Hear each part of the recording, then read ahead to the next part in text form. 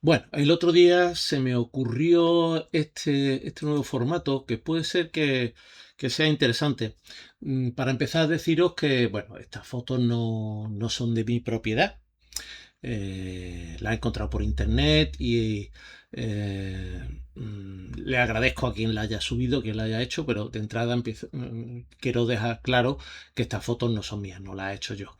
Es un walkaround de estos que se encuentran con una cierta frecuencia por internet y que tanta utilidad tienen para nosotros los modelistas. De entrada deciros que la razón de ser de este vídeo es que este fin de semana vuelvo a no tener terminado ni el E100 ni el EBR en el que estoy trabajando, que por cierto, bueno, pues me está resultando ser unos modelos con mucha diversión, pero bueno, la pintura se está ralentizando un poco. Y así que vamos a ver este Stalin 2, que está en un museo, qué cosas de este Stalin 2 pueden ser de utilidad a la hora de hacer un modelo, en qué época y qué detalles curiosos podemos analizar. Nada más que viéndolo así de frente, tenemos claro que este vehículo es un vehículo que ha sido restaurado, bueno, no restaurado exactamente, sino que pasó por una etapa de modernización en época de posguerra. Rápidamente lo distinguimos, bueno, pues por la presencia de esos guardabarros con nervadura y de esos dos faros con esa protección tan parecida, bueno, las protecciones de los T-54 o T-55. Además, en los laterales se ve que hay unos añadidos que veremos más adelante. Fijaros esos guardabarros y ya empezamos también a ver esas cadenas que son las cadenas propias del T10, esas cadenas que se ven también en el Stalin 3 y en el T10.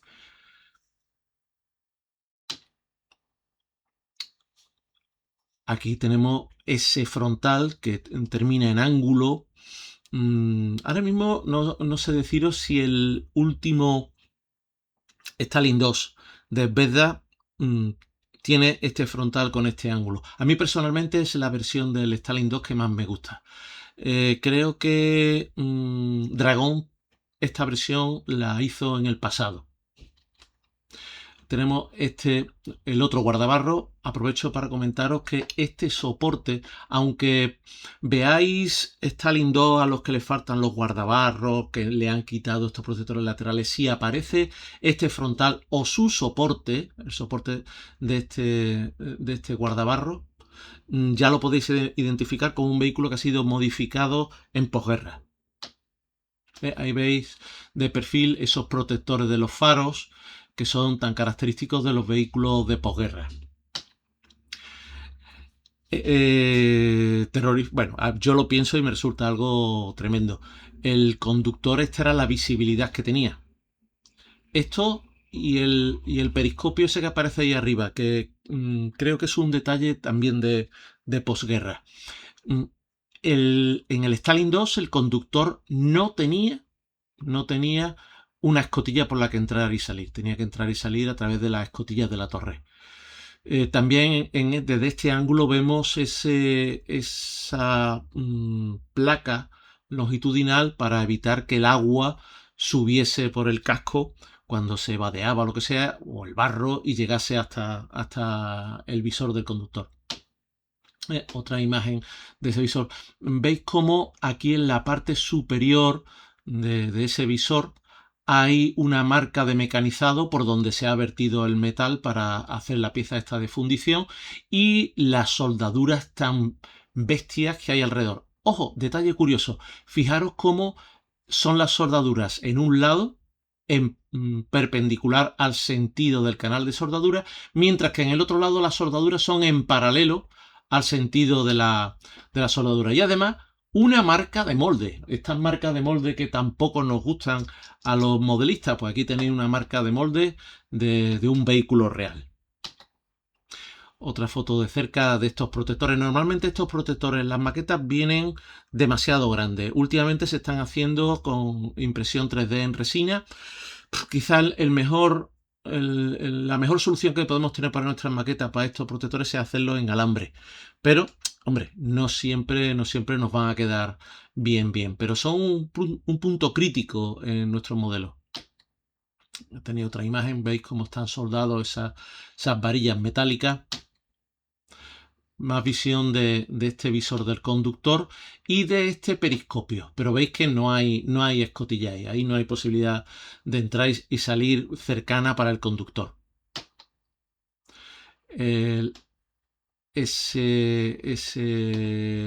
¿Cómo le podemos llamar a esto? Sí, esto es un piloto, ¿no? No, una baliza, ¿no? La textura tan bestia de fundición de la torre y la diferencia entre la textura del casco y este añadido de posguerra, que veis que está aquí unido con una soldadura pequeña. Esto es chapa fina, porque ahí se han puesto pues una especie de cajones laterales para llevar pues, las cosas que necesite llevar la tripulación, herramientas o equipaje. Detalle curioso, fijaros cómo esta pieza, porque a este modelo le falta el mantelete, y esta es la pieza del frontal de la torre, una pieza de fundición soldada al resto de la torre. Fijaros cómo la pieza originalmente tenía un aspecto y luego la posición del telescopio, de la mira, era otra, y tuvieron que cortar hacia este lado y poner con soldadura a este otro lado, rellenar y cortar. Ahí veis cómo este lado ha sido cortado con oxicorte y este lado ha sido relleno. Originariamente el perfil de este agujero pues sería este otro que tenéis aquí, y esta parte pues las han tenido que cortar para que la mira tuviese un buen alineamiento con el blindaje. Fijaros el modo, el aspecto que tiene esta parte aquí, casi parecería que es arcilla, ¿no? Que han puesto en arcilla. Estas son las clásicas texturas soviéticas tan bestias, que desde luego no las podemos hacer en cualquier carro.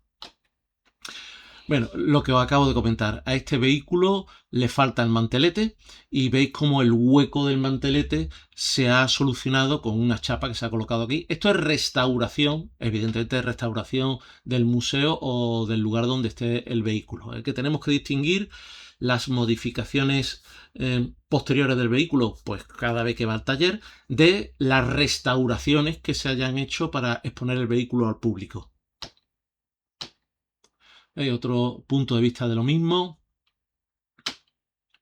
Estos ganchos son siempre, a mí me resultan muy atractivos. Justamente el pasado lunes dediqué toda la hora a hacer los ganchos del T72 que estamos haciendo en los directos de los lunes. Fijaros las grietas, producto de las contracciones y de la no salida del aire del molde, y que están siendo rellenadas con soldadura. Aquí hubo en el pasado pues un portillo para pistola, y ahí está cegado también. El cañón que le han puesto, si este es el mismo vehículo, le han puesto el apagallamas de un T10M. No, nada que ver. Eso es otro detalle que tenemos que tener en cuenta a la hora de usar este walk around, esta galería de fotos para nuestros vehículos, que bueno, ese es un detalle que le habrán puesto pues porque en un momento dado han tenido a mano un apagallamas o un freno de boca de un T10 y no han tenido el propio del Stalin 2. Aquí ya vemos otro detalle de las modernizaciones. Por una parte, los cajones laterales que se han formado ahí, al estilo de lo que se hace también en los Stalin 3, que los primeros Stalin 3 no tenían estas portezuelas, luego se le añadió, y en los T10 también están. Y luego tenemos las cadenas y las ruedas también propias del T10. A primera vista parecen iguales. Las cadenas son un pelín más anchas, veis que tiene estas perforaciones para sacar el barro, y las ruedas también parecen a primera vista iguales, pero tienen un número doble de tornillos. Si esto tienen 1, 2, 3, 4, 5, 6, 7, 8, 9, 10 tornillos, pues las del Stalin 2 de época de guerra tendrá solamente 5. Entonces, ¿esto es un detalle incorrecto para hacer en un modelo operativo? No, si queremos representar un vehículo de posguerra, porque en las modernizaciones de posguerra las ruedas Ya os comento que tienen el doble número de tornillos alrededor del eje. Veis aquí cómo estos cajones laterales se interrumpen a la altura de los bidones de combustible. Por cierto, que los bidones de combustible se llevan para ir de un lado a otro del vehículo, pero a la hora de entrar en combate, la doctrina militar soviética dice que hay que desmontarlo, cosa que, por supuesto, no siempre se hacía. Aquí tenéis un primer plano de esa zona de las ruedas, estas ruedas ya os digo que son muy parecidas a las de tiempo de guerra, pero son las del T10 y se reconocen por lo que os acabo de comentar, el doble de número de tornillos, lo mismo que las cadenas. Sabéis que en época de guerra era muy común esas cadenas en las que algunos eslabones tenían cresta y otros no. ¿Y qué pasaba? Pues que no estaban puestos siempre uno sí, uno no. Muchas veces se ven en fotos como están puestos de un modo aleatorio. Y aquí se ve ese brazo con esa parte hexagonal para mover la rueda tensora. Es como un tornillo de cabeza hexagonal, solamente que la cabeza no está en el extremo sino en medio, y usando una llave inglesa enorme, pues se giraba ese tornillo para mover hacia adelante o hacia atrás la rueda tensora. Detalle de ese brazo de la suspensión. Con estos pequeños detalles que a veces nos ofrecen las maquetas, otras veces no. Ese número que va incluido en la fundición y esa soldadura alrededor de toda esta zona. Aquí lo que más nos puede llamar la atención, bueno, aparte de las soldaduras que hay por todas partes y tan ostensibles, y fijaros cómo el patrón de la soldadura es diferente en cada lado. Aquí tienen un patrón en paralelo al suelo, aquí va en perpendicular al canal de soldadura, aquí va en paralelo a la dirección del canal de soldadura. O sea, hay todo tipo de soldadura, ya os digo, perpendicular al canal, paralelo al canal, paralelo al suelo. Desde luego el walkaround es magnífico. Pero claro, siendo magnífico, tenemos que distinguir las cosas que podemos usar de las que no. En primer plano de las ruedas, estas zonas estarían en un vehículo que estuviese en funcionamiento, todo esto estaría bastante pulido. Las cadenas del T10, esas puertas, propio también de los vehículos de posguerra, para tener, bueno, para poder llevar los pertrechos, las herramientas. Aquí en la parte lateral de la torre nos acercamos a otra zona bastante interesante. Por cierto, fijaros en el tamaño de estas asas que muchas veces vienen sobredimensionadas. El corte en el cajón a la altura de cuando empiezan los bidones de combustible. Los bidones de combustible con su sistema de enganche. Esto suele venir hecho de un modo bastante crudo en nuestras maquetas. ¿Qué os parece el corte de este bebedero de... Sí, puede que sea el bebedero, sí, por donde se virtió el metal fundido dentro del molde de la torre? Es bestial. Y eso no habrá dos vehículos que lo tengan iguales. Fijaros cómo falta la parte superior del motor y está cerrado con una plancha. Aquí hay otro detalle interesante de vehículo de postguerra. Sabéis que el Stalin II tenía en la parte de atrás de la torre una ametralladora de 7,62. Bueno, pues en estos vehículos de posguerra se suele retirar esa ametralladora, soldar esta plancha en el agujero de la ametralladora y usar, está soldado esto en la parte de arriba, usar esto como un extractor de humo de la torre. La rueda tractora.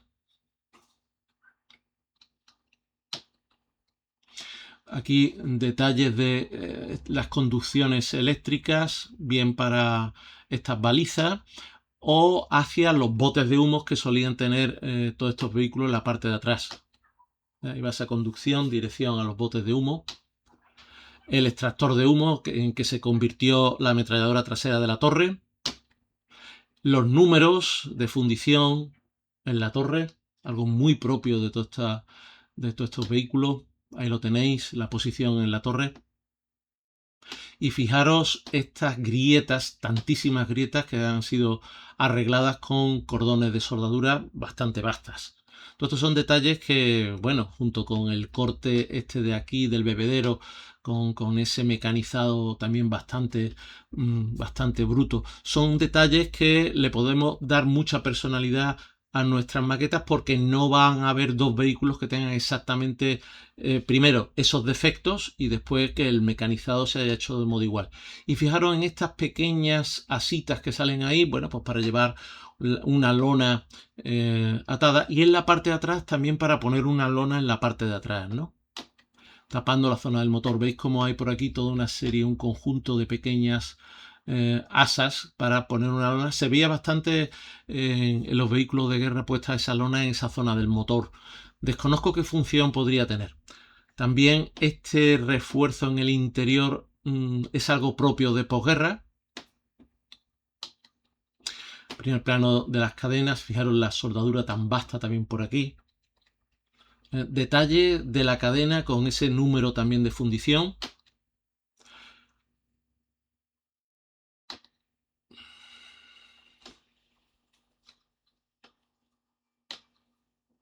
La parte trasera.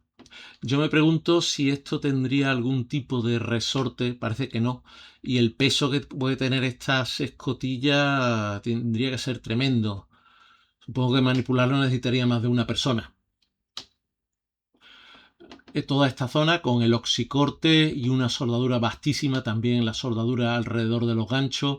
Fijaros como por ejemplo el gancho tiene la soldadura en paralelo al canal, mientras que estos tienen la soldadura en perpendicular al canal. O sea, dentro del mismo vehículo probablemente diferentes personas trabajando en diferentes zonas pues van dándole una personalidad también diferente a cada zona. Por eso no debemos tampoco obsesionarnos mucho con, con cómo van cada soldadura, cada cosa. Aquí veis cómo faltan elementos. Por ejemplo, irían los botes de humo y otra serie de... Todos esos elementos que faltan ahí, se ven que están las soldaduras quitadas. ¿Veis cómo faltan aquí? Estos dos elementos faltan ahí. Yo creo recordar que ahí lo que suele haber son unos alambres gordos doblados para poner los cables de arrastre, para guiar los cables de arrastre. Y esta zona, fijaros como aquí abajo el osicorte tiene esta dirección y aquí de pronto el osicorte adquiere otra dirección. Los bidones y la luz de la baliza. Esto que me da la sensación, no soy capaz de asegurarlo, pero esta chapa que está aquí puesta me suena a un vehículo de posguerra. Fijaros como en este lado el osicorte es en perpendicular a la chapa y es todo igual a diferencia del otro lado. Y veis también los restos de esa pieza que en un momento dado estuvo puesta ahí. Esta pequeña soldadura alrededor de este como un labio, ¿no? Que evitaría que entrase agua dentro del motor para que resbale el agua. Como veis es una galería de fotos muy completa. Esto lo tengo yo que ver para el EBR que estoy haciendo ahora, porque claro, este agarre para el cañón tú no lo puedes poner directamente metal contra metal. Va a haber una zona, en este caso de goma, parece que es goma, podría ser material tipo cuero, corcho, pero en este caso parece goma. Eso también es un detalle que tenemos que tener en cuenta para nuestros modelos. Las bisagras. Fijaros lo que os dije antes otra vez. En esta misma bisagra, la parte de arriba, soldadura con forma de U. La parte de abajo, en paralelo al canal de soldadura. O sea, tenemos en el mismo objeto dos formas diferentes de soldadura. Por eso os insisto que no tenemos que volvernos locos con ese tipo de temas. Si queremos hacer un vehículo específico, fijarnos en cómo es ese vehículo específico. Si estamos haciendo un vehículo genérico, pues podemos tener un poquito más de libertad. Detalle de lo que os acabo de comentar antes, ese elemento para evitar que acabe metal contra metal. Fijaros cómo está sujeto por unos tornillos. No sé si esta barra actúa también como un fleje que ayude a levantar toda esa zona. O si directamente solamente el eje. Pero si fuese solamente el eje, estaría interrumpido aquí. Pero teniendo esta forma, puede ser que eso sea un fleje que le quite peso a esa plancha tan gruesa y tan grande en la parte de atrás. Porque eso se tiene que abrir para tener acceso completo al motor. El recorte en esa chapa para tener acceso al asa de esa gran plancha.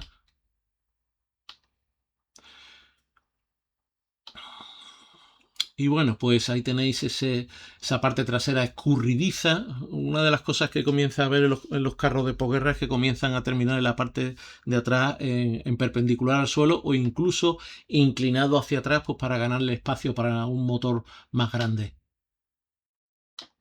Pues si no más grande, para empujar el motor más para atrás y tener espacio para una torre más grande. Otra vez las puertas de los cajones laterales y esos guardabarros también laterales. Era muy común que las cadenas en tiempo de guerra estuviesen solamente sujetas por nada. O sea, simplemente que cuando llegaban a un punto tenían una chapa para empujarla hacia afuera. Pero veis cómo estas sí tienen arandela y este otro elemento para mantenerlas en su sitio. La ametralladora en una posición fija.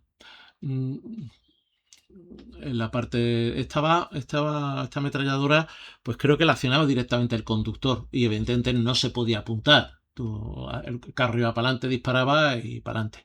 Y aquí tenéis estas pequeñas asas para también llevar una lona en esta zona. Esa la maqueta de Zvezda, por suerte la reproduce, aunque no es algo que quede perfectamente bien. Y veis que aquí la torre está soldada en una posición fija, o sea, no se puede girar. Luego veréis que por aquí hay también otras pequeñas asitas como esta, pues para ponerle una lona en la parte del mantelete. Y lo bestial del corte y la soldadura de este frontal del Stalin 2. Y creo que ya estamos llegando al final del walkaround. Aquí tenéis una vista bastante general de la parte superior del motor, cómo se ha tenido que solucionar con una chapa. Por lo tanto, son detalles que tenemos que distinguir, como os he dicho. ¿Veis? Aquí está la antena, que evidentemente falta, en la base de la antena. Tenemos que distinguir lo que son modificaciones de posguerra de lo que son también restauraciones que se hacen pues, en el museo o en el lugar donde se está exponiendo el vehículo. Bueno, pues espero que este comentario sobre el Walk Around haya sido de interés para vosotros. Si os gusta este formato, pues decírmelo y haremos más. Este lo he hecho un poco a modo de experimento para ver qué tal aceptación tiene por vuestra parte y también un poco pues como vídeo que me va a permitir terminar el EBR y el E100 que tengo ahora mismo entre manos.